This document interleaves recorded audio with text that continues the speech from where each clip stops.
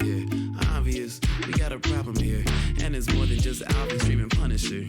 When life begins to suck, who's reporting it? Luckily, you got two friends who you won't forget. Coming live for Alvin and Fran on survival. Laughing non-stop, case drops on a cycle. Louder than intrusive thoughts off an iPhone. How they make the world seem bright with the lights off? AFs, it might as well stay up. Lies being told like that dinosaur BS. Magnifying glass to the ground if they don't see us. Having a time, roasting your favorite pizza. Bougie ain't an option, it's the way. Take it to the grave, add moving to the place. You already know when they take the case. Laugh the pain away, it's affirmative murder. Hello and welcome to another episode of Affirmative Murder, the equal opportunity true crime comedy podcast. I am Alvin Williams, joined as always by my partner in true crime, Fran and Alvin. Oh yes, wait a minute, Mr. Postman. Yeah, man, I'm the mailman. Can't you tell, man? Gonna post to it. What up? Fran, we have survived another Halloween. How was your holiday festivities? Halloween, did you dress up? How are things? No, I didn't. I didn't. Oh, I had like a clown mask, but that was about it. And we had like a Steph invited her family members over to have like a little a seance. Here. A little no. Oh, a okay, little okay. Get together here, and I was just scaring people when they came in the door, scared the shit out of them. So that was pretty fun. But other than that, I didn't really. You didn't go trick or treating? We didn't go trick or treating. They had a trunk or treat at Sophie's school. We did that. Sure. And that was pretty much it. I just. Are people just not? Is the trick or treat the traditional trick or treat losing steam as the world becomes more crazy? Yeah. Or man. were you just busy? It has to be. No, I'm saying, what was your thought? What was your was that part of your thought process, or you just were busy? No, it was that. It was definitely that. Where like you just can't, and I just don't feel like driving to a different neighborhood to go walk around. I just don't want to do that. And then like Sophie was like, I want to go. So we were just like, all right, well, if they're not pressed about going, then we're not going to do it. So she had fun doing the trunk or treat they did a little thing at her little school, and she had fun doing that. She got a chance to dress up with her costume to school, so that was cool. But other than like going out and like being in different neighborhoods, I'm not comfortable with, or not too well, no, I don't know the area that well. So right. It's like, we just didn't go, man. Plus, we just can't trust people now. I get that, yeah. Costumes, and the person might actually be crazy. So it's like, you walking right up to their door. You're doing their job for them. Yeah, right. Yeah, right. Yeah. My girl. I wanted to dress up like Bert and Ernie for Halloween. She wasn't really going for it. That's fine. I will get her next year. But other than that, Halloween was cool. We did go do some trick or treating. Made out like a bandit. Got some nice chocolatey snacks. I'm surprised at how many chocolatey snacks are out in the world to be given to kids when every kid has like a peanut allergy these days. Yeah, you didn't get like a bottle of 2-liter soda or anything like that, or to do what with?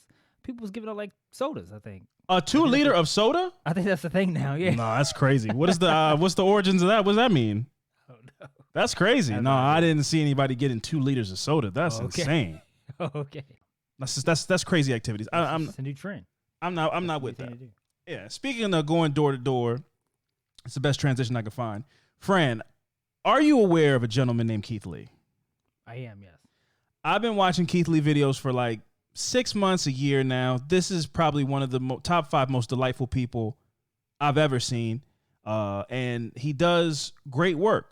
Now, he is very clear that he is not a food critic. He gives his honest opinion on food. He goes to places and he tries the food. If he likes it, he likes it. If he doesn't, he doesn't. He does a 1 to 10 scale.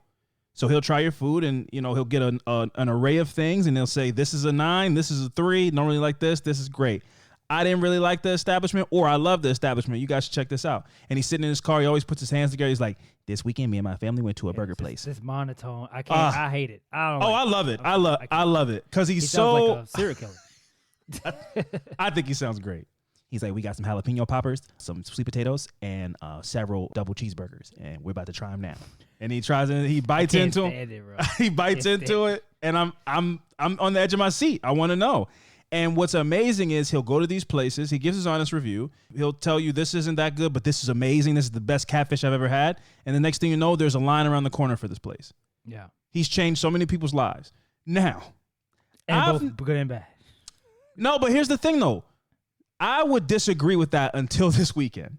I don't know any Keith Lee because Keith Lee's not a bad guy. So I don't even, and I don't think it doesn't matter if he's a bad guy. but I'm saying I don't think for the most part he's known as this guy that like makes or breaks restaurants. I only know him as a guy who makes restaurants. You know, I don't know him as a guy that he goes, I didn't really think that the ice cream was that great. And then people go, fuck that place. Don't ever go there. Like, that's not his reputation.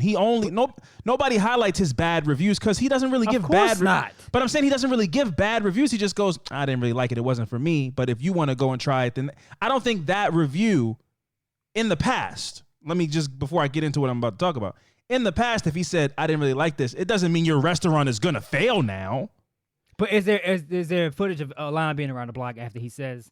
Well, no. Why would a line be around the block if you say you don't like something? Exactly. That's my point. But my point is, I don't think necessarily until this weekand, which I'm going to get into. Until this weekend, I don't think he was necessarily hurting businesses. No. I think he's as many cases of him helping businesses, but I don't know if he was necessarily hurting businesses. If we're going to sit up here and get this man praise because you like him so much, we got to also be like, well, he's probably hurting businesses as well.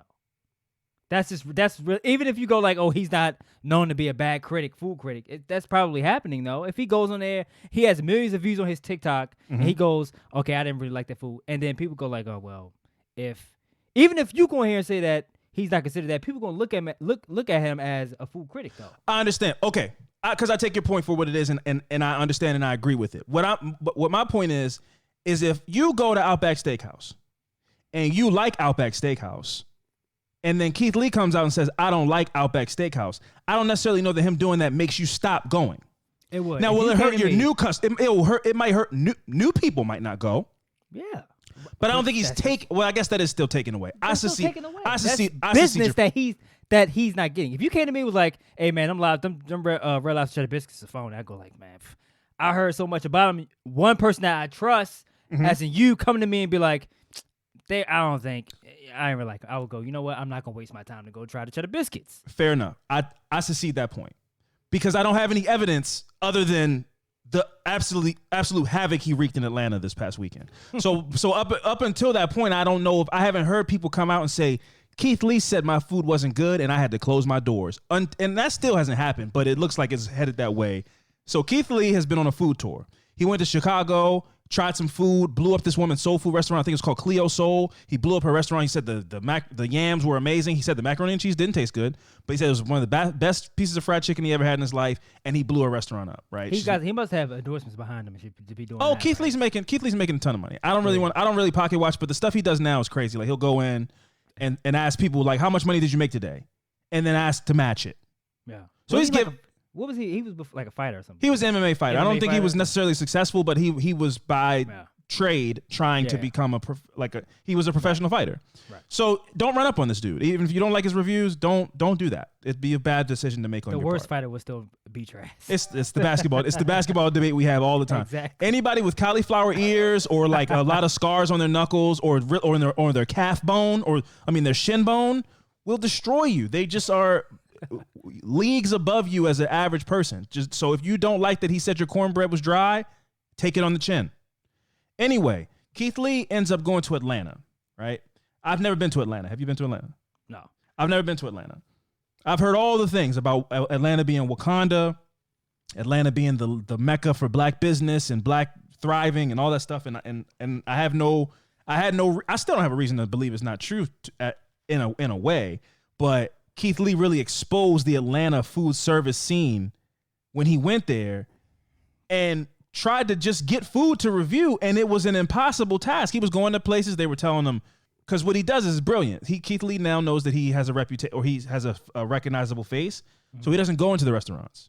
He orders ahead, and he sends his family in to get the bags, and they come to him, and he eats the food in the car, which I didn't know until this weekend, because I guess I didn't need to know because it hadn't come up in his reviews. I just assumed he went in, and I didn't even think about how he gets the food. I didn't think of him being a celebrity because he always says, I'm not a celebrity, I'm just a regular person. Yeah. I don't want to be treated that way. I saw one recently where the guy recognized him as soon as he walked in, and he said he couldn't order online because online was, the site was down or something like that. Right. So he had to go in and get it, and the guy was like, hey man, we having some malfunctioning with some of our machines, but I'm gonna do my best. Right. So off the jump, he was just like, hey man, look, the shit is not working how it's supposed to in here, Mm-hmm. but I know you do your little thing, so I'll do the best I can, and then I'll get you the food. And he typically always reiterates that when he tells his story. That's why I'm saying, like, I understand you say you don't like his tone of voice and everything like that, but Keith It's Lee, the tone of voice. I love the videos. It's the way he talks. I understand that, but I get that. So I just wanted to like Yeah. be clear. I want to make sure that, you know, if you've seen one fully through, that you get like, he's never like, this restaurant sucks, don't go there. Yeah. I will never eat here again. Videos, yeah. So he's like he's as nice of a food critic as you can be. To call him a critic is, you can't even do it. Another guy that you don't really like, Kev on Stage, made a good point where he said Keith Lee he's almost like the Joker in a way, because all the stuff that people do for food critics, he rejects. So people see food critics coming in like, let us get you a special table. We're going to get you the food right away. He's like, no. I don't want any of that. I want those people that were here before me to eat first. I don't want to eat food before everybody else. So it's like, you can't even really bribe him or treat him special because he's a food critic. Sometimes food critics even let you know they're coming. Yeah. Like, for example, Guy Fieri, the legendary Guy Fieri. Guy Fieri lets you know that he's coming.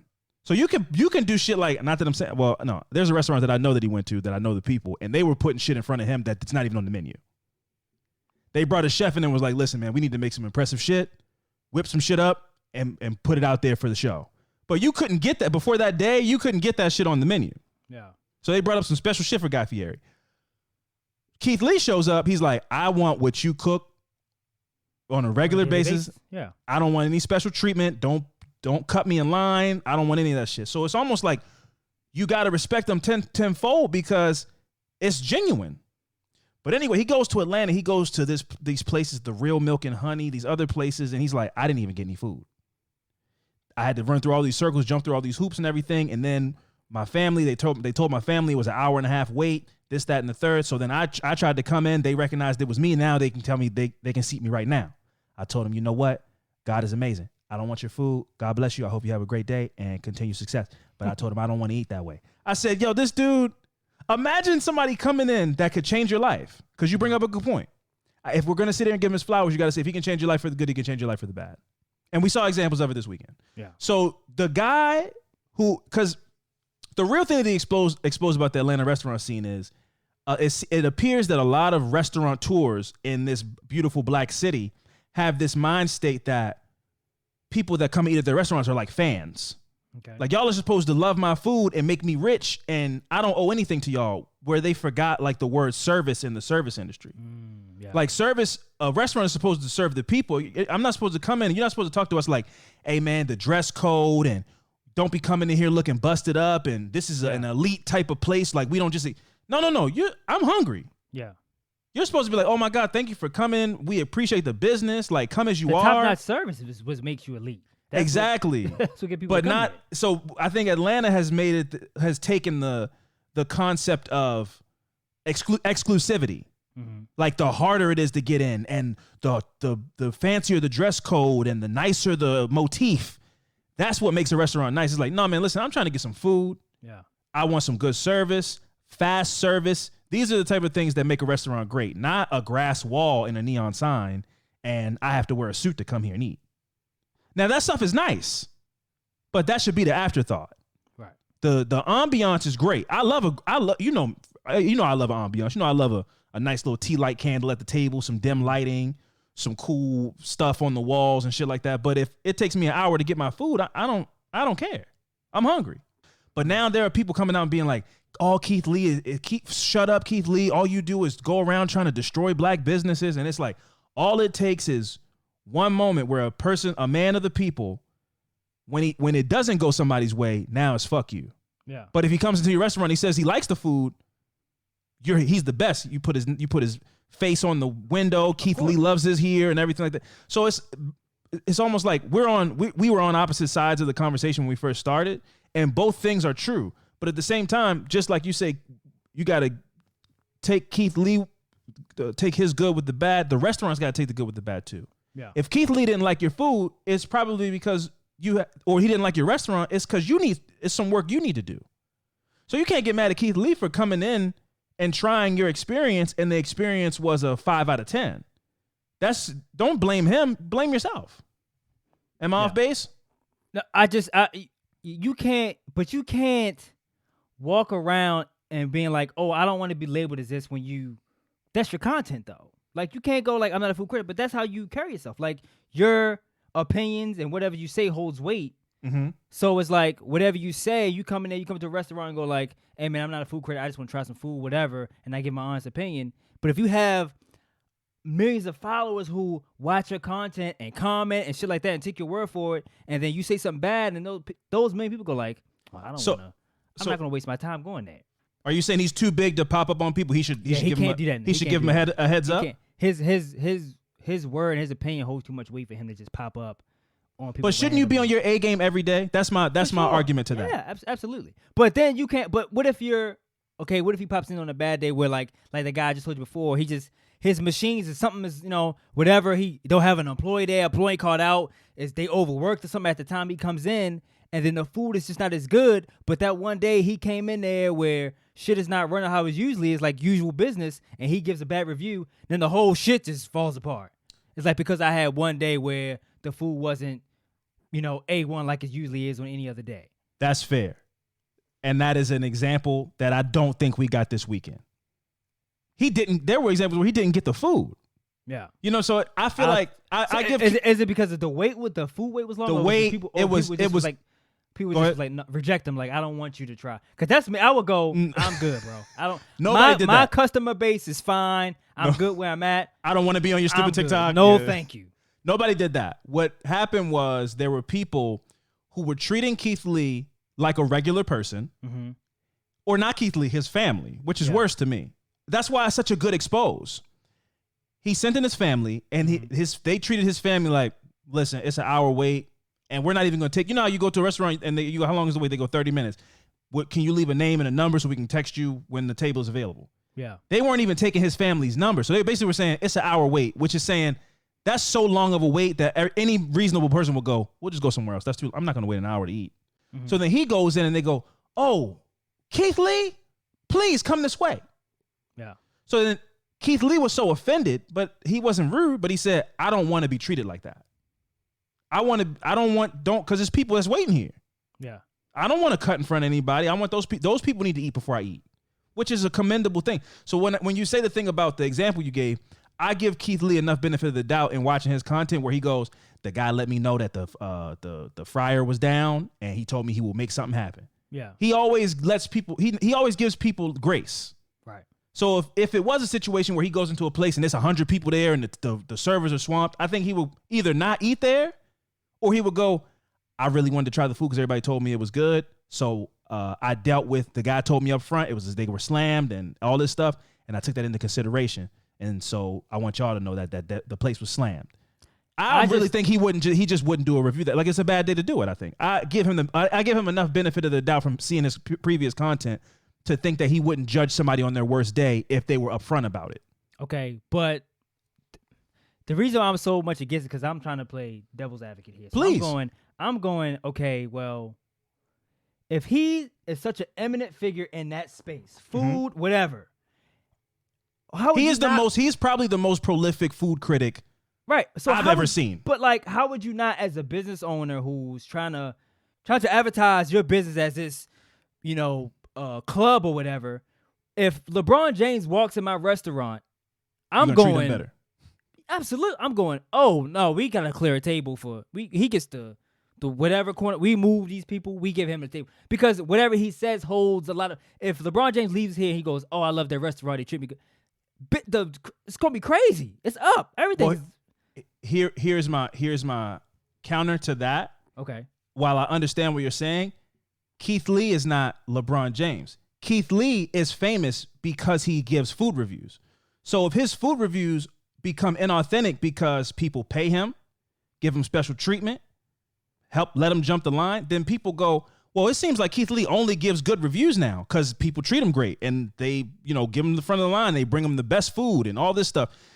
I think what makes Keith Lee so great, and while I agree with you in a sense where I go, he is pretty big. If a review from Keith Lee can turn a day where you get 2 customers into a 4-hour line around the corner, then maybe he should reevaluate popping up on people. But why get a review at all then?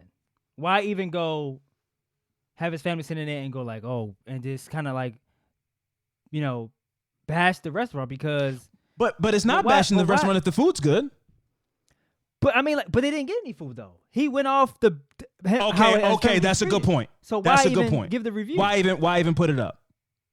Because now it's not even about the food. It's about the service of the restaurant. You just hit on the root of the issue that we weren't talking about, and that's a good point. But if he's going on a food tour, and people are emailing it, you leave it. No, man, no. I don't care what you say, man. It's not even about the food anymore. It's about the service. And but doesn't the service doesn't that matter too? But if you're gonna give a review, give the full review. Get food and then go on and then give the full review. You bring up a good point. So it's fair. That's not fair because now people are not even going to. It's like what we're not even going. It's not even about the food anymore. You bring up a good point. Why even get a review? Why even post the review if you? Because what he does in these videos, and it made me laugh, but you bring up a good point where he goes, all right, now let's try the food. And then it cuts and it's like, as you can see, I don't have any food. And then he explains how he couldn't get the food because of all the shit that happened. Now, I don't think that was his intention, but he unintentionally exposed something that a lot of people in Atlanta agreed with. They were like, this is our experience. Yeah. So it wasn't his intention, but then Cardi B said something. She's like, this guy Keith Lee, whoever Keith Lee is, he is very right. I could not get food at whatever you have to do. So but you only knew that if you're in Atlanta. Go to Atlanta. That's true. Now everybody outside Atlanta knows, tour, like it's just if people in Atlanta knew like, oh yeah, we've been to that. That's not new. But now isn't that bad that the service is so bad? Yeah, it's bad. But you bring up a good point. Like if you didn't get to eat the food, you didn't need to put the video up where you didn't eat the food. Exactly, man. Everybody, people who went there already knew. They already know that. If Cardi B comes out then if she knows that, a whole bunch of other people already know that. Mm-hmm. But for him to do it, now us regular people know. He's like, and it's specific, and it's not just Atlanta. The Atlanta food service industry is slow. It's the Real Milk and Honey. Yeah. Gabby's Food Emporium. Now he's specifically calling out specific as opposed to it being all of Atlanta. Yeah. Sometimes you're going to have to wait a long time to get food in Atlanta. Now it's like, because if you go to Atlanta tomorrow and you walk past that place, you go like, oh, that's the place Keith Lee said the service is terrible. That's the first thing you go think, and then you go like, well, let's just try this place down here because let's try somewhere else. We might not get no. We'll never lost eat. The customer. Just walk right past. That's a good point that you bring up. Yeah, but my only thing is everybody don't need to be a food critic. Don't everybody making food videos, pages. Yeah, he's great. This is the Keith Lee effect is about to. 2024 is going to be a bunch of people on TikTok, friends of yours on Instagram, being care. Like, hey guys, this week I'm trying out Arby's for the first time. We don't need an Arby's review. Why? Because Baltimore, we got some great food places here, but a lot of people got excited when Raising Cane's came here. We don't need your Raising Cane's review. Raising Cane's is not a special thing. Overrated. It's just chicken. Goodness. But it was always just chicken fingers, bro. It was always just chicken fingers, and people made a big deal out of it. I don't need your Raising Cane's review. Anybody from Baltimore that I went to high school with, please don't try to become the next Keith Lee by going to Bonchon Chicken. We don't need your Bonchon Chicken review. We all know it's fine. But speaking of food, though, we can kind of segue from that to this. Now you done brought it up. I've been looking at. I've been wanting to go to a Michelin star restaurant now. Okay. And I looked up. There is one in Baltimore.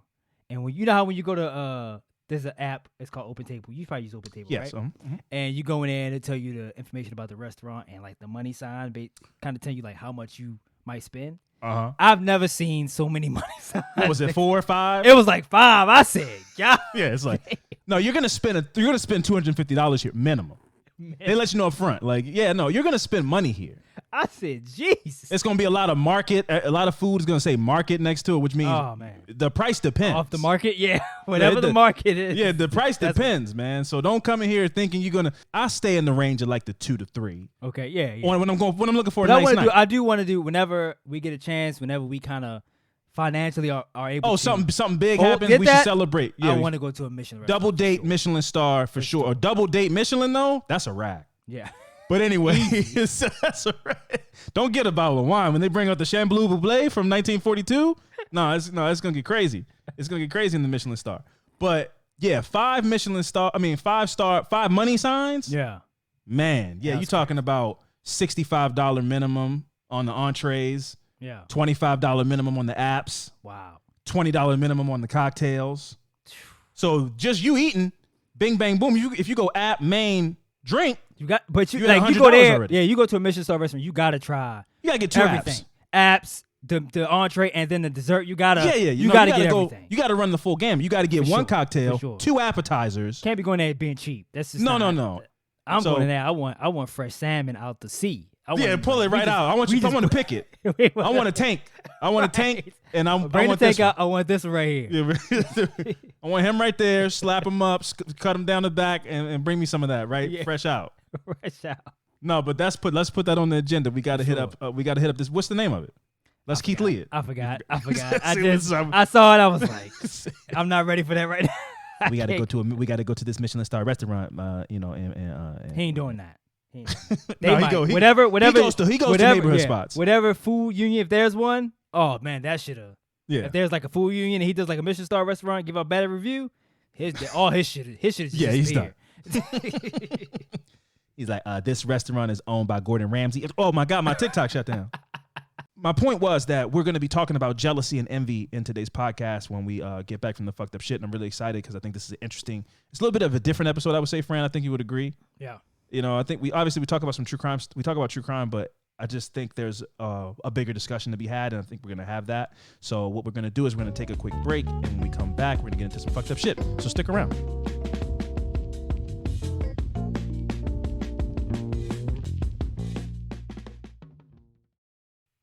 All right, and we are back. Fran, when we came together and formed heads to have a mind meld about what we wanted to do this week, what were your thoughts about like the conversation that we're about to have? Obviously we'll lay it out, but I kind of wanted to get your thoughts about where we're going this episode.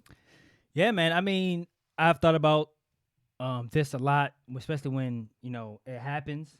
Just thinking about how unfortunate it is and like that successful people most of the time have to deal with something like this. They have to watch their back.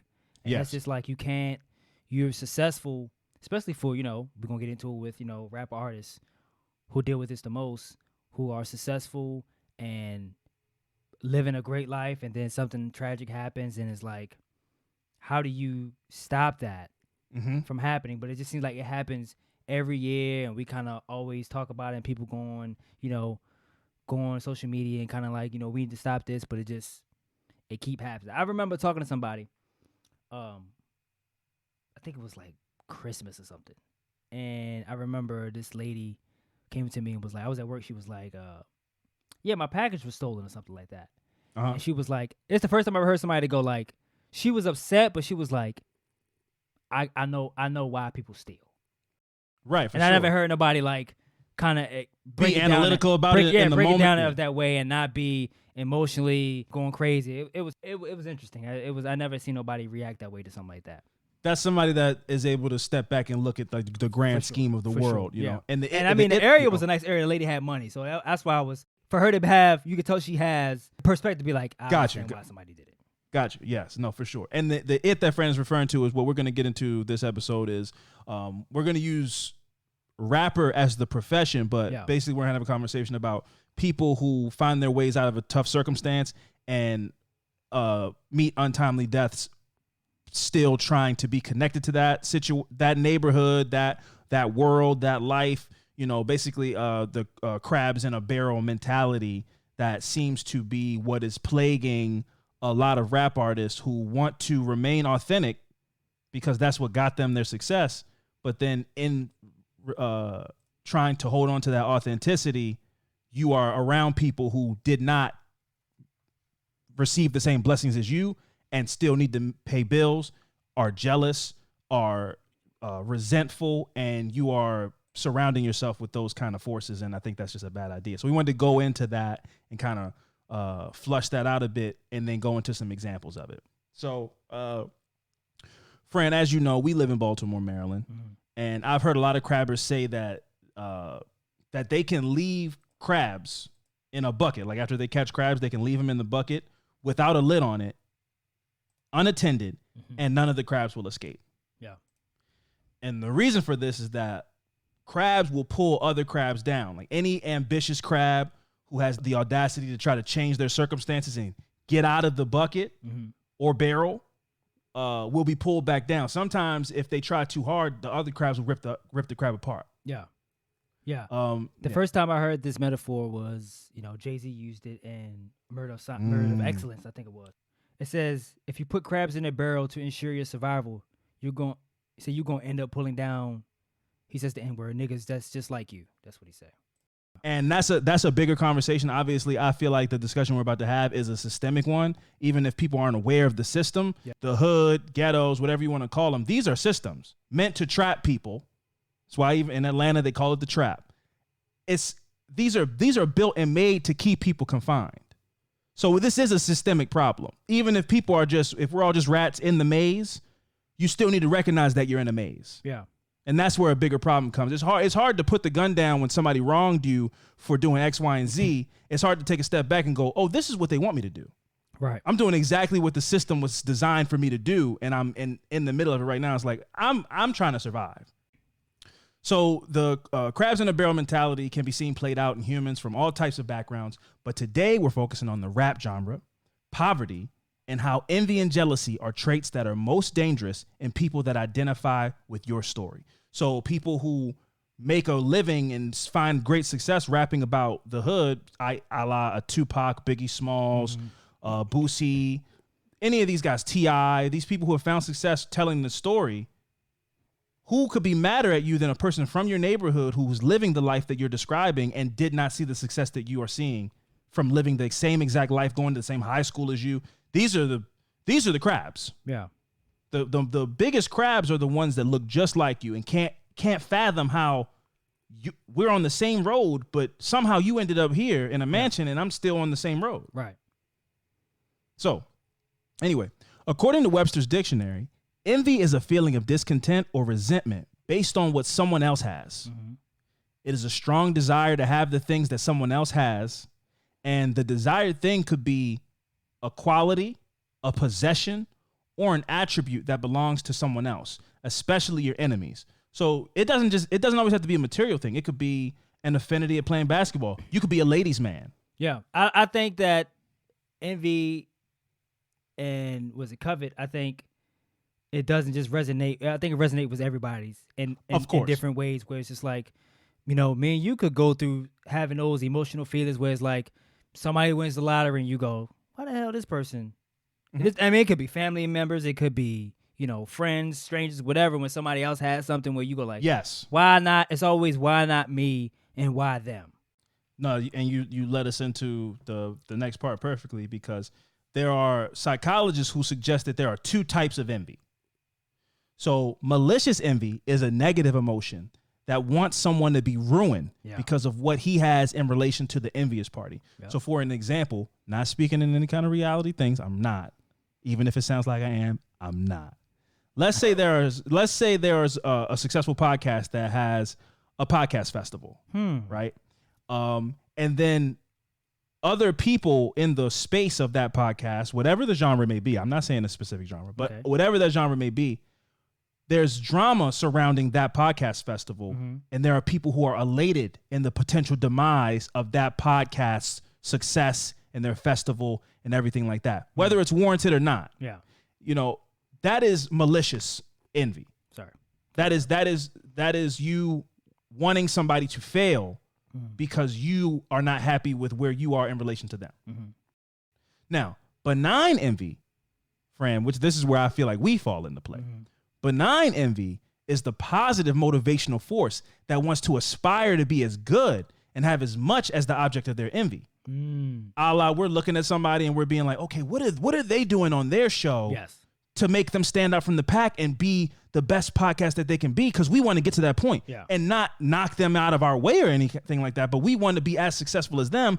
How do we do that? Yeah, I think keeping your eye on the competition. Yeah, I think even if you're not competition, and that's good. I think that I wish a lot of people had that, and most people jealousy and envy can be a motivator. Yeah, and I think friends have that too, where they go like, if one of them get a new car, you go like, damn, okay, I gotta you get an Audi, and I go like, damn, I gotta do something to get me a Charger or something. I gotta up. So you kind of like help each other build and grow to do better for themselves. So I totally understand that. Yeah, for sure. Absolutely. So that would be benign envy. Yeah. Which is totally healthy. Yeah. There's nothing wrong with a kick in the ass. Yeah, for sure. Something that gets you up in the morning.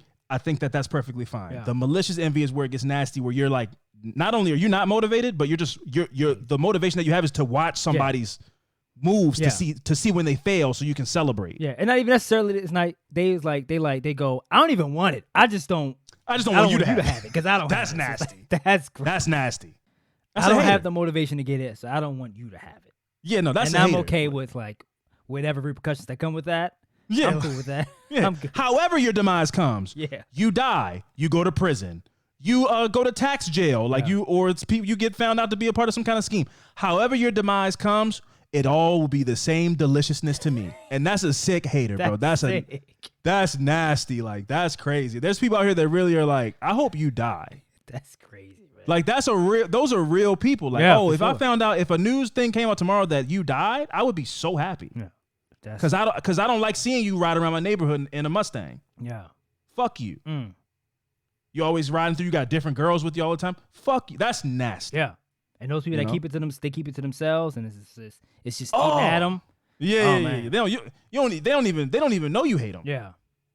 Come let me know. Yeah. Let's just put it on Front Street. I was never fond of the. I get it when people say, if you have haters, that means you're doing something right. And I go like, I don't want that. I just want to live my life and be successful. I don't want people hating on me. No, because that's just too much. Emotionally, that's too much. I don't want that. No, I don't want haters. I don't want haters, man. Unless you're like a billionaire, where it's like you can't even get near me. So whatever you say doesn't matter. Everything's relative. Obviously, I'm speaking in a vacuum. We're not doing that. We're not doing this is fun and everything, but my feelings can get hurt very easily. Sure. If you were talking to me and I go outside to get in the Bentley truck, you hope that I fail? Oh no. Yeah, no, when success is the biggest silencer. Yeah, for sure. Yeah. So, obviously haters are louder when the success isn't as big. But yeah, no, you're talking about $1 billion. Yeah, no. I'm gonna cry. My Rolls Royce Cullinan. Oh no. The roof of my house reclines. Like, listen, I don't like some of the things. I don't like a lot of things Elon Musk has done. Right? He's a guy. Billionaires they have to hurt communities to make their money. Do you think he cares about your tweets or your exes? That's how much he doesn't care. He bought the app and it's like, you can't even look how dumb y'all look. Y'all keep calling them tweets. It's not tweets anymore. They're not tweets. It's called exes.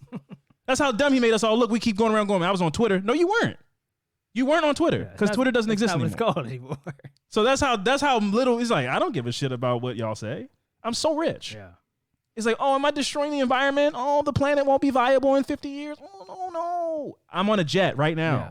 I'm rich. Full of fried chicken. I don't give a shit about 50 years from now. I don't care. No. I'm going to be in a computer. I'm actively trying to put my brain in a computer right now. I will be in the metaverse.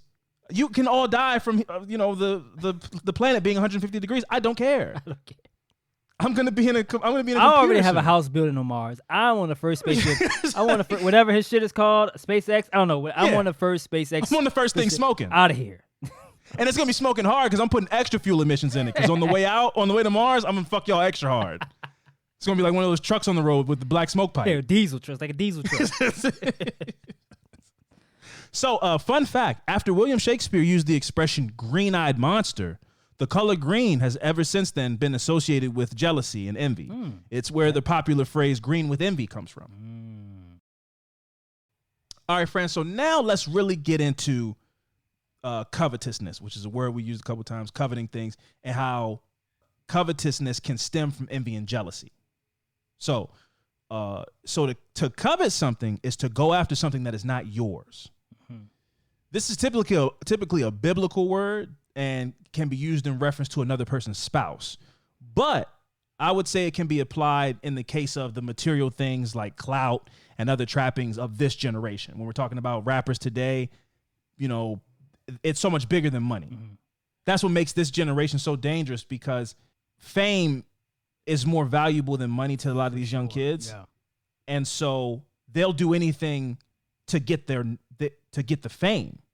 It's not just about the money. So now you don't have to just worry about people pocket watching you. You got to worry about people follower watching you, Instagram live view watching you. Like, you have attention. I want to do something to you to prove that I deserve attention more than you. Yeah.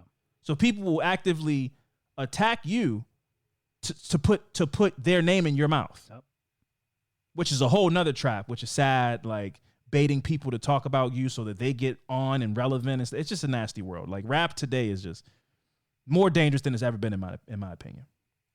So, like I said, to covet something is to go after something that is not yours. When you covet what others have, it is you saying that you are not satisfied with what you yourself have. And whether this is a subconscious feeling or not, desperation, envy, and covetousness can lead to one of the biggest sins of all, Fran. Yeah. Murder. So we are going to get into a couple of examples of people who were victims of their own success at the hands of, or should I say claws, of the crabs who refused to let them out of the barrel. And we're going to first start with rapper Young Dolph. So on November 15th, 2021, Memphis rap hero Young Dolph, born Adolph Robert Thornton, a name I did not know people were still giving to people. You know, God bless the dead, obviously, but he's a junior. Yeah. So his father's name was Adolph too. Yeah. I just thought that was one of those names. You gotta switch it. Yeah, up. I just thought that was one of those names we left in the past. But so I don't know why. You know, I listen to Young Dolph's music. I don't know why I thought he liked dolphins, and because he had a dolphin chain. Yeah. I thought I was like, he must he's maybe some kind of reference to drugs, like the ocean. I get him out of the ocean. Yeah. I get my bricks from the ocean. I didn't know his name was Adolph till I did the research on this story. Yeah. He just dropped the A from it and he went by Dolph. I think I really would have preferred that he just liked dolphins. Yeah. But and he spelled it different too. Oh no, he didn't. No, he didn't. He spelled it. No, he just spelled it. It's so much the same that my heart skipped a beat when I read it. I was like, I was hoping. I'm like, maybe I'm saying this wrong. No. You're like Adolph. Yeah. No. His name is Adolph. If I would have started off this story, that's how I would have read it, because I would have been like, I don't know. It can't be that. It can't be that. Yeah, it can't be that. It can't be like Adolph Thornton. Nah. God bless the dead again. I'm not trying to be disrespectful, but that name is crazy. And this, anyway, great success, legend, but the name is crazy. And he's a junior, like I said. So anyway, Young Dolph left his home on November 15, 2021, and arrived in South Memphis to kick off his annual week-long turkey giveaway event. Giving back. This is a guy that is in the heart of Memphis, giving back. A street legend. He has murals up in South Memphis. The streets love him. Because that's what you want to do, man. Like, if you're the one, they say if you make it out, you should give back. You should always give back, and that's what he was doing. Yes. But now it's like you got to do it from a distance. You hire other people to do that, and it's like, but you wanted to make it authentic and organic. You want it to be like, I'm out here, boots on the ground. I'm out here passing out the turkeys to my people, not hire somebody else to do it. And that's the hard part about being a gangster rapper, is that if you do that, then now people go, man, this motherfucker can't even come to Memphis, man. Or however Glorilla talks. Yeah. Man, they can't even come to Memphis, she from man. Memphis? Didn't know that. Yeah, big time. Big time.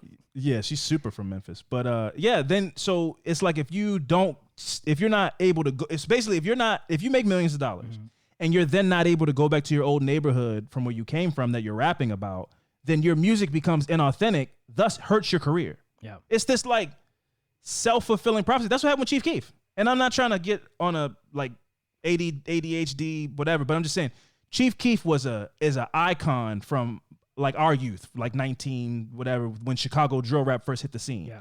He got so big and caused so much of an uproar in Chicago, and everybody wanted to be Chief Keef, that he had to leave Chicago. Yeah. And now he can't come back to Chicago. I mean, I don't know.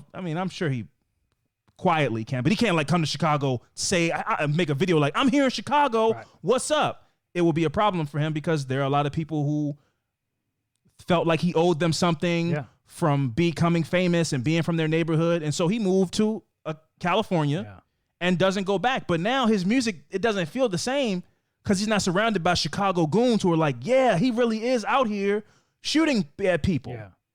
And that's the sad part. Like, you gotta kind of ride the train out until you die, it feels like, in this generation. You make the money, but you can't leave. You got to keep the image, and then eventually the image catches you. Yeah. I'm sorry, but not to get into this, but did you see what Deion Sanders said recently? No, not Deion Sanders. It was Michael Irvin, the football player. About his son?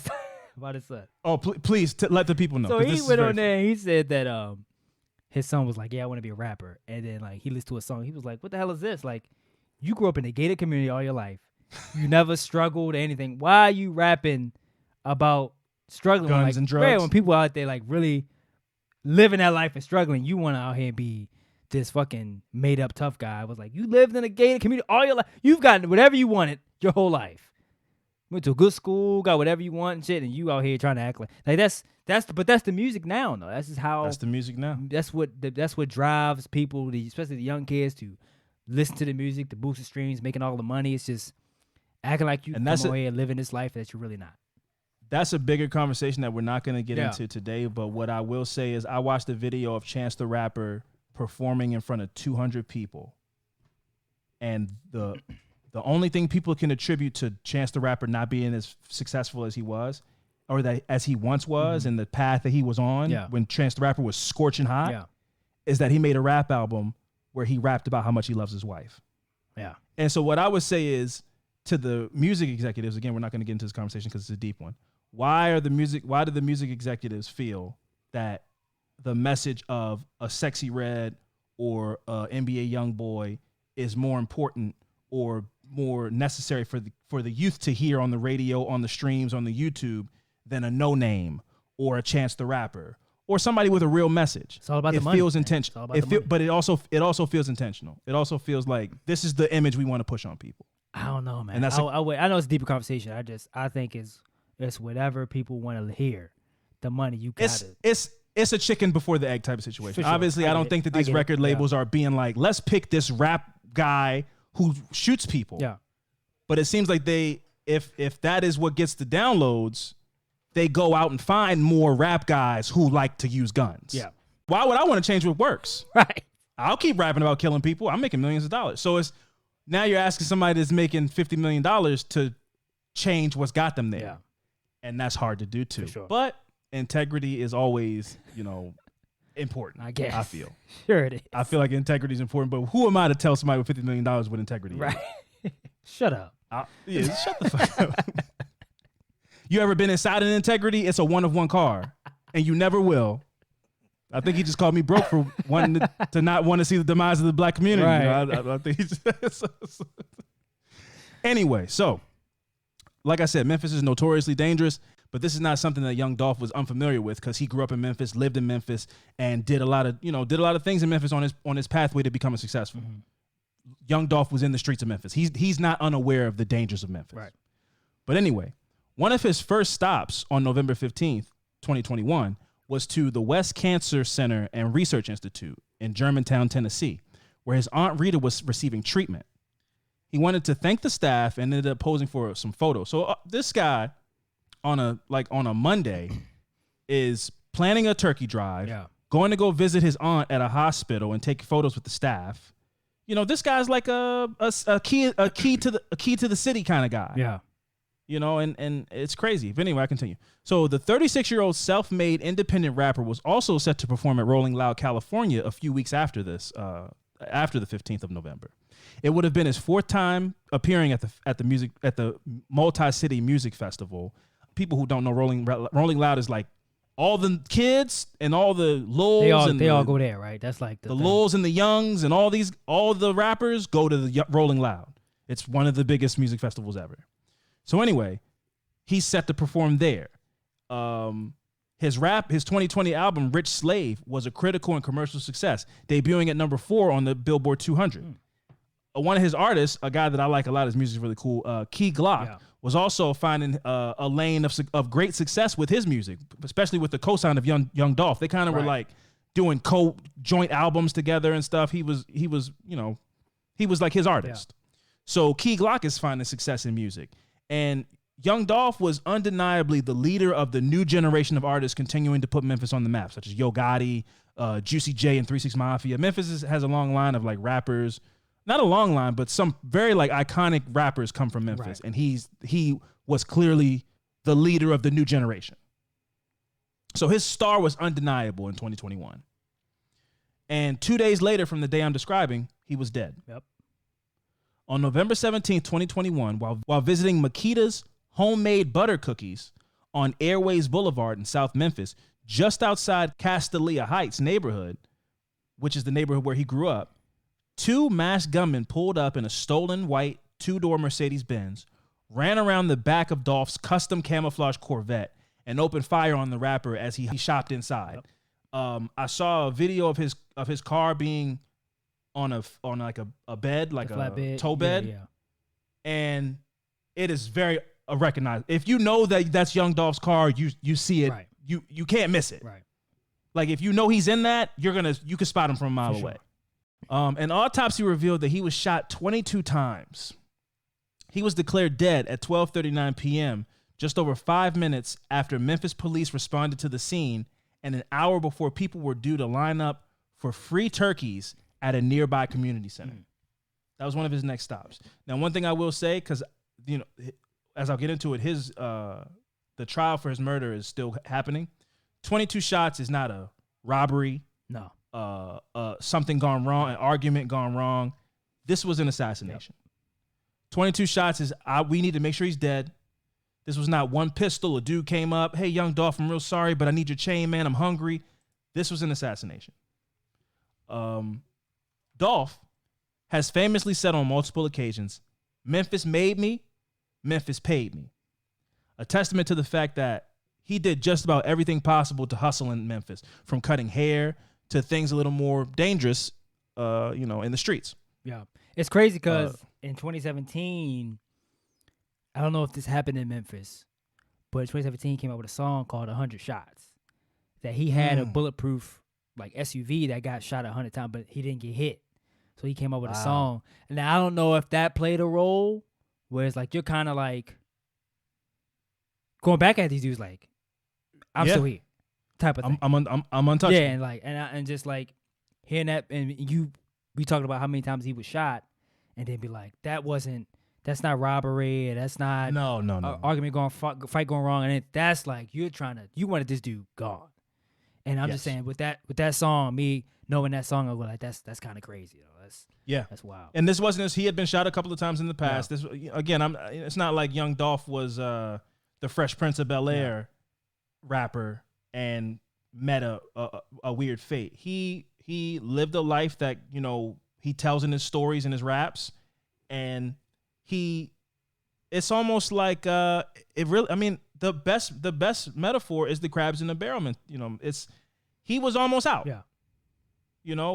But it's a lot of guys. I know guys that made a lot of money doing illegal activities, but you got to keep one foot in. That's what I'm saying. Like he kind of was out, but he was like on the top of that bucket on that. He was on the ring. He was on that ring. He was on the ring. Yeah. He was on the ring, and that's the sad part. It's like you're never out till you're out. Yeah. You're never out till you're fully out, and sometimes you might get that sunshine. You can see the sun and the ocean and everything, and you want to look back and tell everybody how beautiful it is. And some of those crabs might be interested in hearing about it, but those other ones are like, "Well, I can't get up there. Yeah. So fuck you. Let me grab on you. You come back down here with us." Yeah. But it could be. So it could be your choice though. You could go like, I don't want to. This is home for me. I don't want to go anywhere else. Yeah. And that could be for sure. That could be your demise. That could be your demise where you go like, they say keeping it too real. Right. When he's like, when you make it go, when you make it get out. But it's like when you go like, this is where I'm from. This is home for me. I'm not a sellout. Right. I don't turn my back on my community. Exactly. And in a lot of ways, there's a lot of people who can see the beauty in that. A lot of people from that neighborhood are cheering for you, and you're the people's champion and everything like that. But it's always going to be people in the shadows like, man, fuck right. him. Yep. He still owes me $500 from back in the day. I used to sell drugs with him, and he fucked me on a package. Those people don't go anywhere. And they don't care how much money you made. It's fuck you. I'm better than you. I should be where you're at. I deserve what you have. It's always going to be like that. Yeah. And we're talking about a dude who had A1 street credit. He was a beloved celebrity in his community. He was giving back, like I said. And although the streets weren't always friendly to him, because like I said, he had been shot a couple of times, he was a shining example of what don't forget where you came from looked like.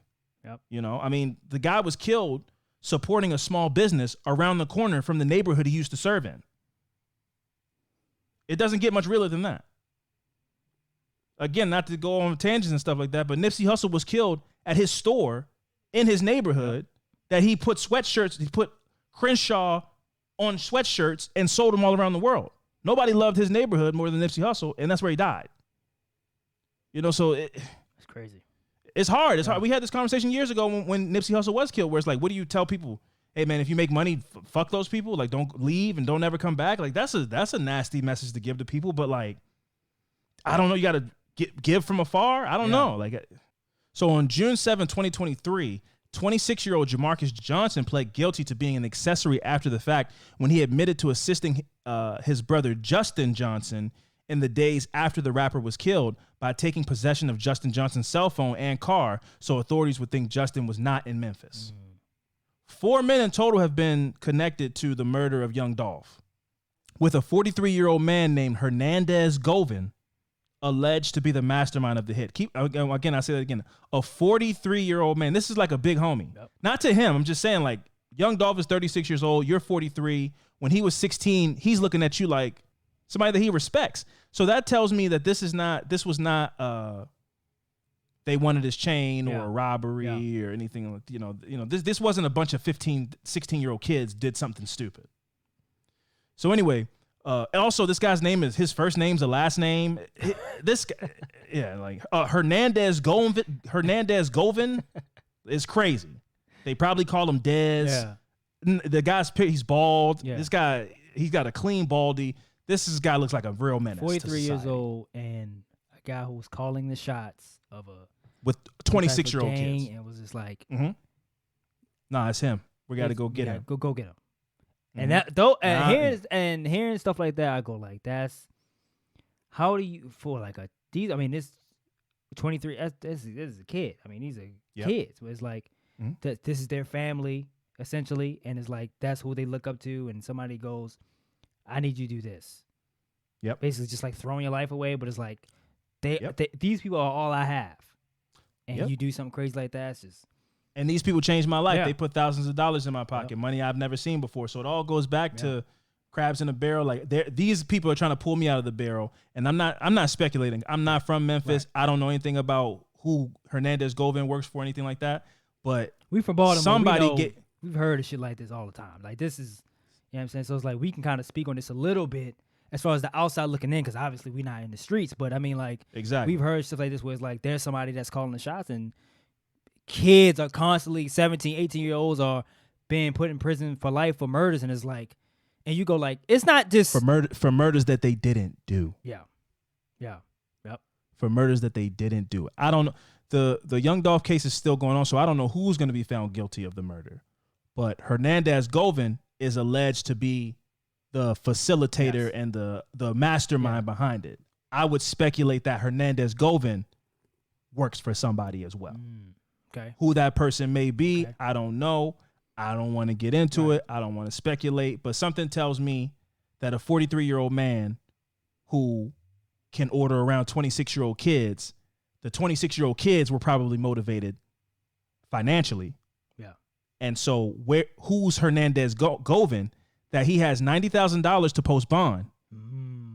I didn't know that. Have his bond revoked because he was going on trips while he was out on bond, pending murder charges. They caught him like going to Tulum. Yeah, I didn't know that. That's new to me. I didn't know that. So he's out on $90,000 bond, which is a lot of money. Yeah. He has his bond revoked because he has money to not only be out on bail and not like in a room panicking about murder trials, but you have money to go on vacations too. So these kids these kids pull up in a quote unquote stolen 2-door white Mercedes Benz. So these people work for somebody with money. And if that's Hernandez Govin, then I hope that he's found guilty and whatever. But it feels like Hernandez Govin might be a shot caller for a bigger entity who felt like they had the ability to go after a multimillionaire who's driving around in a camouflage Corvette and is a beloved figure. Like who the fuck is Hernandez Govin to have any kind of issue that they needed to assassinate Young Dolph? I don't know. I just feel like what's going to happen is Hernandez Govin's going to walk because this dude, Justin Johnson, or one of these other two kids is going to say, I shot Young Dolph 22 times. It was me by myself. Nobody told me to do anything. And they're going to spend the rest of their life in prison. What that means, I don't know. I'm just saying. I'm just speculating that maybe the Johnson family will be taken care of if Justin Johnson goes to prison for the rest of his life. They said that he's a suspect, and he's suspected to testify. He's supposed to testify against the other suspects. His brother. Yeah.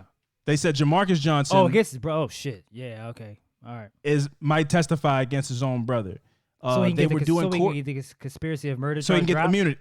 Okay. So Jamarcus Johnson was not charged with murder. Okay. Jamarcus Johnson was charged with accessory after the fact. He's the first person. It said in exchange for his conspiracy to the murder charges dropped. Oh, okay. Well, then I guess So I guess they just dropped it, Okay. and he might have to go and testify against his brother yeah, too. of course. Yeah, if you take In the order, plea if, deal, if yes. like if we need that from you, if we need that from you, then yes, you got to get on. You got to get on the that's the stand. contract. Yeah, you gotta. Yeah. That's that's just off top. So I would not be. Listen, they were due back in court in late September, just a couple weeks ago. Yeah. I believe that the lawyers asked for a continuance because nothing else came from that. So this is still playing out. I'm going to speculate that Jamarcus Johnson either doesn't testify and takes his time, or Jamarcus Johnson ends up dead. Yeah. I'm also going to speculate, wildly speculation, that one of the other people involved that are not named Hernandez-Govan will be pleading guilty to this and take the brunt of the charges.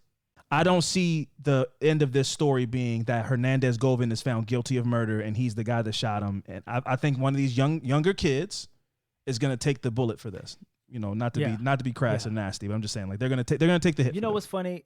And like, this is just the random shit that pop up in my head where I go like, $1 million now is not what it used to be 10, 20, 30, 40 years ago. And I don't think prison is prison today to when it was 10, 20, 30, 40 years ago. Where it's like, where you got $1 million waiting for you when you get out from doing 10 years. yeah, It's like, or it's just like you go to prison, it's like, yeah, I'm gonna spend my life in here. But like the shit I've seen on TikTok where like it looks like an apartment complex in these prisons. Oh, you're saying for the For good. the good, I mean, like people, they probably just like, I'm gonna go to jail for. I'll go do my 10. I mean, like, if I'm getting an iPad and treats and a laptop and get the I don't phone, know. I don't know, bro. Nah, I've seen some other videos that are like, prison is still prison. Prison is still. dude, all what am the I stuff seeing? That you're scared of. Is that jail? I'm sure you're Oh. seeing some people that have clout and That's crazy. have done a lot of man. dirt and can fight. and that's how they But get if all you these can't benefits? fight, if you can't fight and you're not plugged into a gang, I don't know if it's just like we all get iPads and I don't know, snacks. man. and I don't know, man. It's still prison, man. Every day you wake up behind four walls with no window and it's man if ass you- and somebody telling you to but if sit but if down can, when you but if pee and you all can this stuff. FaceTime, family and friends and women every now and then, it's like, is it? You got it $1 million is it- coming? Is it so bad? Like, I can do 10 years in here, man. If I, I don't know. You got low standards, bro. I like sun on my skin. And I'm not saying me. I'm saying that if there's this narrative, if there's a narrative out there, how much money? What? How much money is 10 years in prison worth to you? In the prison that you're describing, even whatever you were saying in your mind, you get an iPad, you can call your girl, Yeah. you can talk to your kids. How much money? How much money is 10 years worth in prison? 10 years. You would have to at least give me 15 million. I don't know if you get Okay, that. see, bro. I'm not From a doing. low I'm not level. doing it. I'm just you saying. gotta take this. You gotta take this murder if charge. it's being out there where it's like prison is like you can just get snacks and you can walk out of the prison anytime you want, and What's they the got big new whoop shoes then? and shit on. It's like it doesn't seem like it's that bad. Like it needs to be like you saying. If you saying prison is still prison, I would hope so. Because if it get to a point where it's just like this is an apartment complex. You know $1 million worth of game? Yes. The dude Wallow. Yes. Go listen to some of his prison stories. Anybody listening to this, if you have any questions about like what's prison like, Hey, my brother go look did up. 10 years. I 10 years. So I kind of know. I mean, I've heard stories, but I mean, like, I'm just saying the shit that I've seen multiple times on social media where it's like, look at my snacks, and it's like they got a phone. No, I've seen those and it's videos like, too. What is But happening? I've also seen videos where Wallow's like, yeah, man, and this guy went into this guy's cell without asking permission, and then one day we in the weight room, and he took a weight, wrapped a towel around it, and beat his head so hard I started seeing his brain. And I'm like, I don't want to see that or be the recipient of that. Nah, either. But being So on, that type of but shit being still on, happening too. It's like, all right, let's go. All right, cool, man. We just saw a dude's brain get beat out of his skull. Let's go take a honey bun, Yeah. boil it in some water, wrap it in some flaming hot Cheetos. I'm gonna call my girl, lay up on the bed, and then we're gonna watch Murder, She Wrote before I go to bed. It's like, then that's balanced I don't out. know, I don't know if that's Bi- balanced I out. don't know to if me. you're able to go live on TikTok. I think that's it needs to be something going on.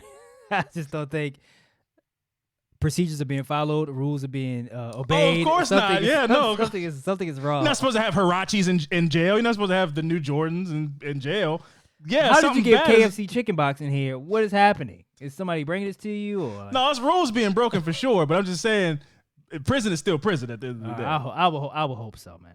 But that was the story of Young Dolph. And while we're on the subject of prison, I don't listen. I like all these young kid streamers and everything.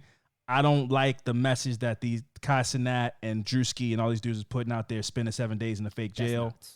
These kids are watching this and thinking it's funny to be in jail and they're having a good time. And I think that's very detrimental to the youth.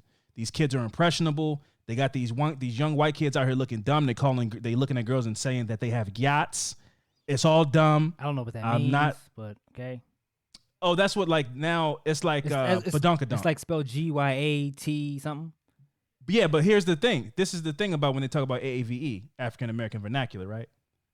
It came from, you see a girl with a nice bunda, the backyard is nice. You might go, God damn. Yeah. Now they took that, dropped the damn, and now made gyat like a adjective, like it's like, or like a adverb or whatever. I don't even know the right word I'm trying to use, but I'm saying they will say she has a gyat.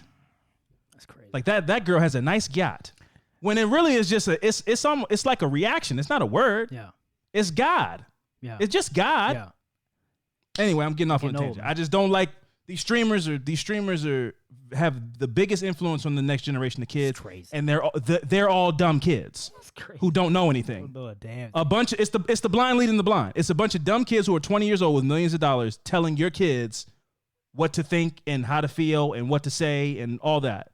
And one of the biggest ones of them has been in jail for 7 days and making it look like it's a ball. They're all laughing and having a good time and everything. And I just think it's something. Don't perpetuate jail culture and make it feel like it's a fun time to the youth. I just think that's dangerous. But anyway, that was the story of Young Dolph. Rest in peace to Young Dolph, obviously. What are your thoughts, Fran? Obviously, there's a bigger.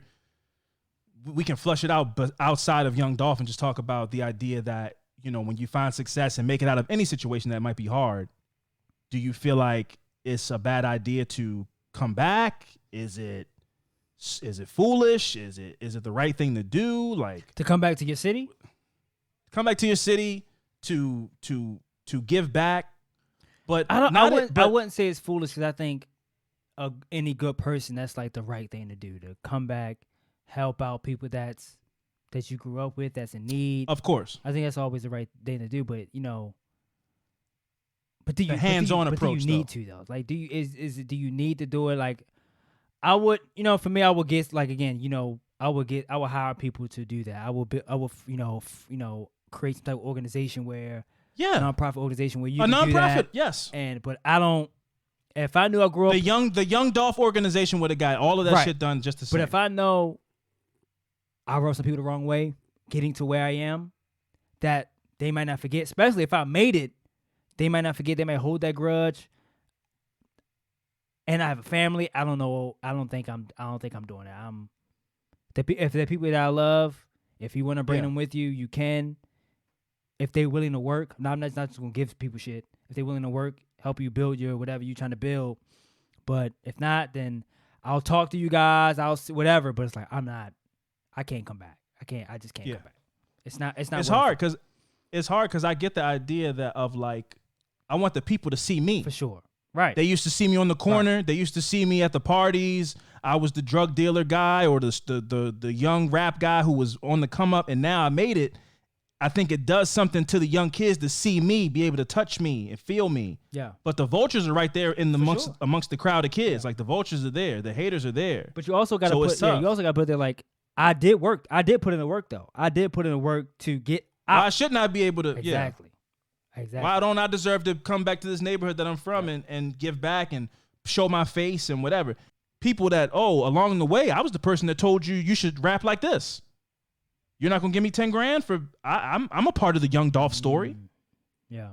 But Young Dolph might be like, now Young Dolph at this point was very successful, but if I'm very successful even, I might go, I don't feel like I owe you anything. Yeah. Yeah, man, cool. Thank you for that. But like, what you want me to cut you a check for $1 million because you told me to put Young in front of my name when I was 15? Yeah. Like, I still owe you for that now? So that could be the person that does you in. because that jealousy, that crab in the people, like people. So some people want recognition for something. It's like if he came back and was like, oh yeah, Richard that I used to grow up with told me to put Young in front of the Dolph. You want that? If somebody Richard, I'm like, I want that. I want people to know that I was there to help him become who he is. For sure. Well, there's definitely somebody who he owes money, and that is the person who told him to drop the A. Again, we from Baltimore. I hope he broke off. But listen, we from Baltimore, and every time I go like, this just wasn't random. It's unfortunate, but it's like this just doesn't. No. It's not always. Again, I know we talked about the crabs in the barrel. It's not always just that. That's usually that's usually what drives them. But it's like it's always some extra shit going on behind that we don't know nothing about. But what it is the argument was never worth killing somebody. For sure. So the crab in a barrel, the envy, the jealousy, the covetousness, and you stepped on my shoe. And that's why, and the Nipsey Hussle is a prime example of that. Because if you know the story, it was like, it's one of the things where like, I guess that guy felt like he kicked him and it was like, oh, and you're Nipsey Hussle? Nah, fuck that. Mm-hmm. Yeah, and that's the way it goes, man. It's really sad and unfortunate. I don't know where I stand on it. I would love to hear people's thoughts, obviously. How I feel is if me and Fran see millions of dollars worth of success from podcasting in the future, we have no reason to not be able to say we're from Baltimore, we want to give back to the community. Now, if me and Fran had a background in the past of doing some seedy things, some street things, some things that we couldn't call the police for and had to handle ourselves, and then we want to come back around and go to the neighborhoods that we used to be in and doing things. You gotta deal with that. And it's hard. I wouldn't do that. I would send a company with my name on it. You know, I don't know if I feel the need to go to those areas and show my face when I know it's tension. And I'm coming up showing with 15 trucks full of turkeys and I got the chains on, and it's just, you're right. For sure. He didn't do anything wrong in trying to give back, but it's like you're flaunting your wealth in the face of wolves, man. Yep. You know, and wolves are hungry. And so that's tough, man. It's like, I don't want to tell people not to give back. That's obviously not what I'm saying, but you can't give back in person. No. You know, as tangible as you want to be and touchable as you want to be, people will come to you on Instagram Live holding their phone so they can come spit in your face or call you a name or punch you so that they can be the guy that punched this rapper, spit on this rapper, talked about this rapper, and get clout from that. And that's the unfortunate part where it's like, this is mostly African-American people in these impoverished communities. But it's like, you know, if back to the example of Elon Musk, if he wanted to go back, that he doesn't, it's like, it's just like, this doesn't happen to white people. Like if they make it out or whatever you want to call it for them, but and they go back and want to give back like that, they don't have to deal with that. It's like, nobody gives a shit about Elon Musk if he comes back to give out turkeys. Well, he wasn't a crab in a barrel. He was a crab. But that's what I mean. Whatever that he was in a whatever that is. He was in a beautiful terrarium. Yeah, but it's like, but then it's like, and that leads to, this is a whole different conversation. I don't want to get too deep into it, but like that whole, I don't know if anybody familiar with this, the whole checking in thing. That's what it reminds me of. Yeah, that type of thing. Yeah, it's a nasty game, specifically if we're talking about rap. But I feel like, you know, if you get out of a situation, you don't owe anybody anything. No. And if you come back and give back, I think that's great. But if you made it out, you don't need to feel guilt about that or shame. Or if you do make it out and don't want to go back and want to do your charitable donations from a distance, that doesn't make you not real or turning your back on the block or anything like that. It's just like, did you get your family out? Yeah. I feel people feel so tied to these street signs and these neighborhoods and everything like that. Like, did you get your mom out, bro? Because if I'm from a block and I got great friends and everything from that neighborhood, and my friends, y'all can come to my house. If I got my mom out of that neighborhood and I know who my friends are, and all those friends, whenever I have a barbecue, they're the first people I call. You guys can come to the other side of town. I got burgers over here. I got hot dogs. The basement is cold. I got cold beers in the cooler. Big screen TV. Come over, have a good time. Yeah. The idea that you're tied to a neighborhood it's a bad mentality to have, man. That's the barrel. Yeah. You want to get out of the barrel. Bring some crabs over with you. Come pull some crabs out with you. They come, have them grill. You got a job opportunity for them, hook them up. Get your mom out of the barrel. You don't got to go back to the barrel. Right. And get it. Let me stick my foot in the barrel real quick. Make sure they know I'm still real. You Yeah. know? No. I just disagree with that. Yeah, man. I wanted to touch on another one, but this Young Dolph one led to like a lot of the conversations that I wanted to have. Yeah. So what do you think? Would you like to touch on any other examples? Or I did have more of a regional one that we can kind of touch on. Please. It was a rapper called Lil Scooter who was from Baltimore. He was a Baltimore rapper and who was killed in Baltimore City right after leaving a basketball charity event. It was a basketball charity event that was called Peace in the Streets, which means he was advocating to stop the violence in the streets. And then later that day, after leaving that event, he was killed, shot in his car, and murdered. Wow. Yeah. Lil Scooter is Scramble Cook and Smack, yes? Yes. Yeah. Yes. I think I got the bird flu. Yeah. Yeah, Bird Flu. I think that's one of the more famous songs to come out of Baltimore. Yes. Yeah, in a while. So if you are familiar with that, great song. Yeah, man. Comes with a dance. He had the city on fire for sure. Yeah, for sure. And to be like we was just talking about, he's trying to give back in a way. He's like he's grew up in Baltimore streets where he's like I've seen stuff. I maybe done some stuff, but it's like I'm trying to help the younger generation. Like this is not the way to live. Trying to help the inner city streets and these kids, and for him to be murdered after being at a charity event of trying to stop violence is crazy. It's just it's unfortunate, but it was just I thought I would bring that up while we was doing this episode because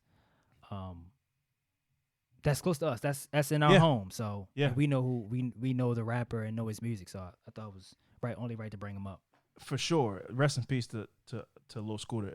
And this Baltimore, obviously a barrel is a barrel, but Baltimore feels like such a specific barrel because I don't know anybody from Baltimore who's ever become like a national success. Right. Yeah. Like true. it's like they just become like a regional. Like as soon as they start to bubble, they get pulled back into the barrel immediately. And by that I mean pulled into the barrel and ripped apart, killed, died. You know, like this guy wasn't a Wiz Khalifa, Jack Harlow. Like he just had a hot song here. Yeah. And it was starting to get spins in other parts of the country. He didn't make millions of dollars. He was on his way. Yeah, he was on his way. So they like snuffed him out on the ascent. Yeah, like he was killed in a Honda Accord, and I couldn't. It's not too much you can find about the story, but I'm speculating that somebody was following him because he got killed at a red light. So it was like. That's a planned attack. You just don't and killed in a car is there wasn't it wasn't a road rage incident. Right. It wasn't a robbery. They left them in the car. Yeah. I would imagine again a revenge at an intersection. That was a planned attack and somebody was following you when you left the basketball game. Possibly. Yeah. And it's unfortunate, crazy, man. So, but when I think about Baltimore, it's always the saddest thing I think about is because there have been guys that have come out with songs that are starting to get some traction. Yeah. And they just never, I don't know anybody other than King Los, who's a rapper. Mm-hmm. I don't know anybody who's a rapper from here who people all around the country might know. Yeah. You know? And that's either like they died, they were killed. Yeah. Or it just doesn't make it far enough. And that's the sad part is that like this is such a specific small region that we should want a Young Dolph. Right. We should have wanted Lord Scooter to become Young Dolph. Yeah. And then bring a spotlight here, and then everybody's interested in the Baltimore rap scene. But the crab's in a barrel. Yeah, man. It's just again that is true. Like we have people come out of Baltimore that's known, but you have to be like into a sport or something like that. Was like everybody may not know. I mean, they're not the best at whatever they was doing, but it's like you said, they even wasn't known nationally or whatever, or it didn't get to where it was going. It was transcending, but it just didn't make it to that point where like everybody knew who that person was. Where it broke through. It's just and now you bring that point up, me thinking about it, I go like, damn, that is true. Yeah, it's a sad one, man. So this is this barrel specifically, here in Baltimore is a tough one, man. But you always you got to never stop trying to climb out. Yeah. And what you do when you climb out is up to you. But doing an episode like this, it makes you second guess, turning around and sticking your hand in there and trying to pull somebody else out. Right. It does. I hate to say that, but that was my feelings after Nipsey Hussle died. That's my feelings whenever I come to a conclusion after having a conversation like this. You go, damn, man, you'd be better off sending go get a crabber. You know what I'm saying? Like, if we sticking on the metaphor, like, you get out, make your success, become a popular crab that people respect, and then you go, hey, crabber, go get my friend out of there. You go get him. I can't go get him because they'll tear me apart. Right. But I'm going to use my influence to try to make a difference, but it can't be me. It can't be me personally. Yeah. Like, if I ever had, I think at one point we all were young, especially like black kids like us, wanted to be like a rapper at some point, wanted to rap, it's like, growing up now, I'm like, I think I would be okay being a producer, being behind the scenes. Yeah. Being behind the scenes. Be in the background. Like, ghostwriter or something, because I don't, the fame, I'm just like, you just I don't see want the people clout. I just don't want I don't want it, man. Especially not in these times now. I'm like, the costume. I don't want to have to wear the costume. I don't want to have to go broke because apparently if you're a rapper, you can't look broke. Yeah. Also, and we bring this point up, also when you put on that costume and you make that music and people think this is who you are, people are going to try to test you to see if you about what you rap about. And that's another thing you got to deal with when you come back home or wherever you go. And that, I'm just like, I'm okay. No. I don't want that. I'm fine. I'm fine. I'm going to pass on that. But yeah, so that was, we wanted to do something different this week and kind of talk about the crab in the barrel mentality. Yeah, man. Envy and jealousy and the ways that can play out in entertainment. Yeah. Rest in peace to Young Dolph, obviously. We made a couple of jokes about his name, but he was a legend. For sure. Great music. The name is crazy, though. Let's put that. I don't think anybody should be named that. I don't think nobody's going to, refute that the name is not. Yeah, I saw the name and I went, I can't be reading this how I think it. There's no way that's his name. And I didn't, like you said, I didn't know when I found out, I went, oh, that's where he got the Dolph from. And I just was like, this can't be. How is this his name? But I don't know. Yeah. So rest in peace to Young Dolph. Rest in peace to Lord Scooter. For sure. Rest in peace to Nipsey Hussle. I wanted to play a clip actually. I wanted to play 2 clips. One from Nipsey Hussle and another from Tony Yayo, and we can leave on that. So I wanted to play this Nipsey Hussle clip that's about jealousy. Prolific guy, this guy, brilliant guy, Nipsey Hussle. Rest in peace, Nipsey Hussle. It's a crab in the bucket mentality where, everybody going bad. So when one person starts to move forward and become a little bit successful, but you still within reach of these people, it's very hard because, you're dealing with the pressures of trying to be successful as well as the pressure of people intentionally waking up to try to bring harm your way. And try to stop you from doing that because if I grew up on the same block you grew up on, and we had the same trials and tribulations, but you became successful and I became a failure, it made me feel a certain way about myself because we had the same, we were dealt the same deck of cards.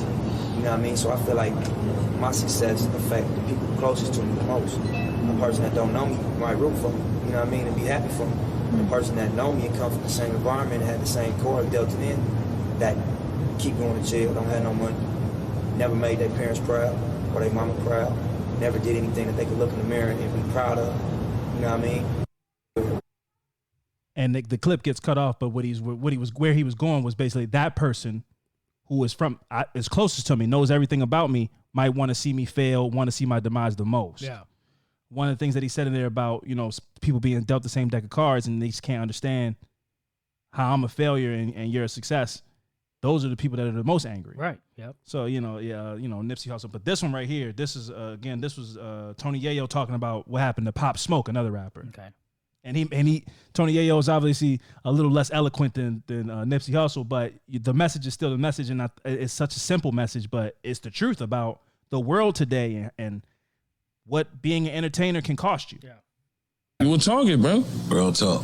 Like, I just don't understand why they're gonna go after one of us. You know why? Because niggas are hungry, brother. That's why. Yeah. Real shit.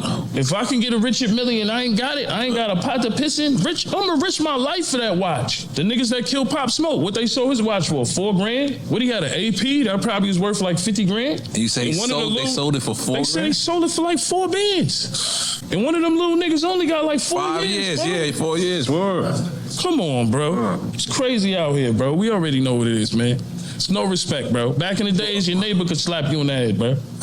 My neighbor, Miss Peoples, could slap me right in my fucking head, bro. This shit ain't, we had respect back then. Niggas violate the block, girls are fighting. Yo, you're violating the block, get the fuck off the block. 2 girls fighting now, 2 girls, niggas pulling out the cameras and shit. You know what I mean? Cameras is out for everything. Nigga dead, niggas pulling out the cameras. Yeah. This shit fucked up out here, man. Another in simple terms, but you know the world has just changed. You know the camera phones. There's a different mentality. People are hungry. People are broke, and you coming around with that nice watch on. Maybe 20 years ago, and it was still happening 20 years ago. I'm not gonna make it seem like this generation is crazy, but maybe 20 years ago, it was less likely that you would get your watch snatched off your wrist or killed over a watch. Yeah. But today, it's like I'm hungry, bro, and I'll take that. I'll take a $50,000 watch off your wrist and sell it for $4,000, and I'll take your life to do it. Yeah. Because $4,000 will change my life. I don't know, and getting back to that lady I met with her package, it was like I don't know, especially if somebody's like, well, I don't know if you got a family, a brother, sister, whatever. I don't know how I'm gonna eat tonight or tomorrow. I gotta do what I gotta do, and if that's as this is fucked up to say, but if that is to rob you and take your life for my sister, baby brother, or whatever to eat, then that's just what I gotta do. That's fucked up, but it's just the reality of what people got to deal with, and poverty and poor, and they don't know when the next meal is coming. It's just, and if you got criminal background, can't get a job. Again, I remember you brought this up a while ago. I don't know what episode we talked about it, but it's like, if I can go on the street and make $4 whatever, I don't got time to go to a band is $1,000. Yeah, I don't got time to go to McDonald's and work 10 hours and don't get paid for the first 2 weeks. I don't got time for that. I need to eat, man. I don't got time for that. I can't. It's just I need to find other means to put food on the table. Yeah. So all that pulling up in a Lamborghini, hopping out with 8 chains on, it's not doing what you think it's doing to everybody. Right. Yep. Some people. At an elementary school kid, oh my God, I want to drive that car. All this, but I'm 17. My mom's a crack addict. The lights aren't on. Yeah. You look like a T-bone steak, brother. You know what I'm saying? Like and I'm not saying that that's right. Exactly. But it's the reality. Yes. You know, so it's hard to tell somebody you shouldn't be able to enjoy the fruits of your labor and your success, but maybe go eat your fruit in Greece. Yeah. You know what I'm saying? Like, don't come eat your fruit on the block. Because I like fruit. Yeah. Matter of fact, I don't even know if I like fruit. I never had it, though. It looked good. It looked good. The juice is dribbling down your chin. Look good. Like, the shit looks... And I'm willing to risk everything I have to try what that fruit tastes like. Man, yeah, no. So, listen, on that note, this has been another episode of Affirmative Murder. I've been Alvin Williams, joined as always by my partner in true crime, Fran and Alvin, and we'll see you guys next week. Deuces.